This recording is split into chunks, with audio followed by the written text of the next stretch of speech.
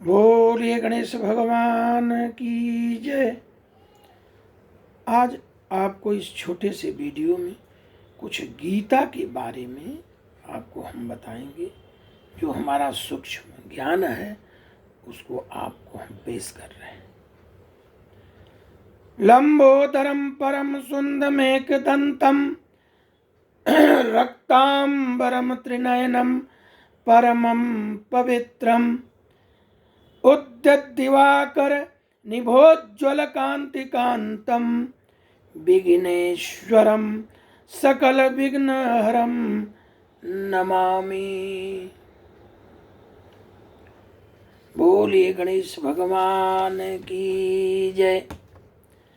देखिए, आज भाइयों बहनों, अचानक एक दिव्य प्रकाश पुंज से निकली ज्ञान किरण से हमारे अंदर एक निश्चितता हुई है कि हम आपको श्रीमद् भागवत गीता से आई नई चेतना को आप सब तक पहुंचावें और ये बतावें कि ये कोई जरूरी नहीं है कि पूरी गीता को एक बार पढ़ा जाए। आज गीता के बारे में बताएंगे। देखिए, 18 अध्याय है। इसको शुभ दिन में शुरू करके और पूर्णमासी मान लीजिए, एकादशी मान लीजिए, ये दो जो दिन हैं वो बहुत ही अच्छे। अगर केवल उसी दिन एक अध्याय पढ़ा जाए तो भी ये साल में खत्म हो जाएगी। और जिस दिन वो पूर्ण हो जाए उस दिन केवल कृष्ण भगवान के मंदिर में जाकर के 5 दीपक जला दें और वहीं प्रसाद बांट दें, पूर्णता हो गई।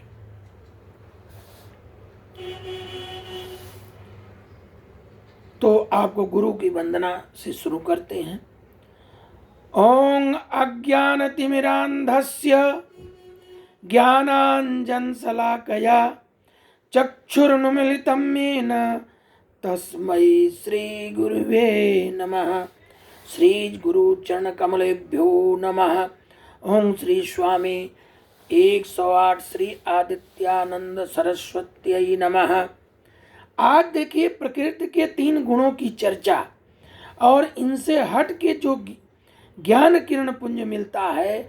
जो लोग ज्ञान के चक्षुओं से शरीर तथा शरीर के ज्ञाता अंतर को देखते हैं और भव बंधन से मुक्त की विधि को जानना चाहते हैं, अपने परम लक्ष्य को प्राप्त करना चाहते हैं, जैसा कि भगवान श्री कृष्ण ने कहा है कि सर्वयोनिषु कौन्तेय मूर्तय संभवन्ति तासाम ब्रह्म महोद्यो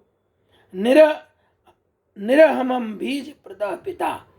बोले, हे कुंती पुत्र, तुम यह समझ लो कि समस्त प्रकार का जीव जोनियों की इस भौतिक प्रकृति में जन्म द्वारा संभव है और मैं उसका बीज प्रदाता हूं। तो जब हम बीज को पकड़े ना, क्यों हम पेड़ पर चढ़े उस फल को पकड़ें जो कि पकड़ने में हम गिर सकते हैं।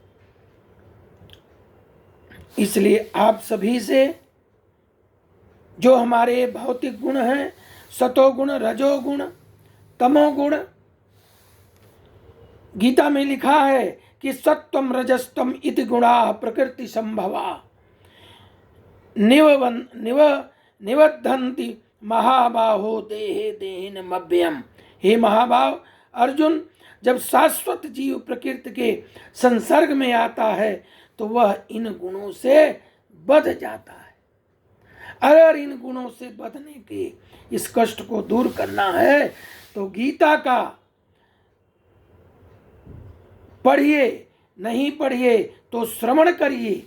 किसी योग्य ब्राह्मण को बुला करके आप किसी एकादशी के दिन, पूर्णमासी के दिन 18 अध्याय सुनिए, देखिए क्या फल मिलता है।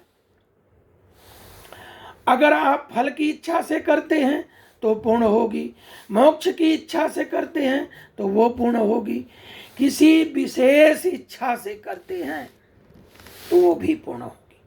18 अध्याय है जो योग्य ब्राह्मण के द्वारा उनसे सुबह गीता का पूजन करके कृष्ण भगवान की एक फोटो या मूर्ति रख करके और इसके बाद 18 अध्याय सुने, एकादशी के दिन चाहे पूर्णमासी के दिन, फिर देखें आपकी सारी मनोवांछित फल भी होंगे।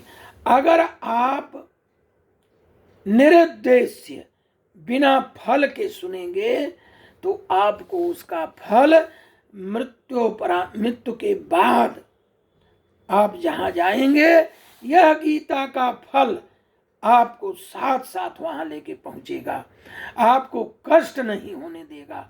बोलिए कृष्ण भगवान की जय।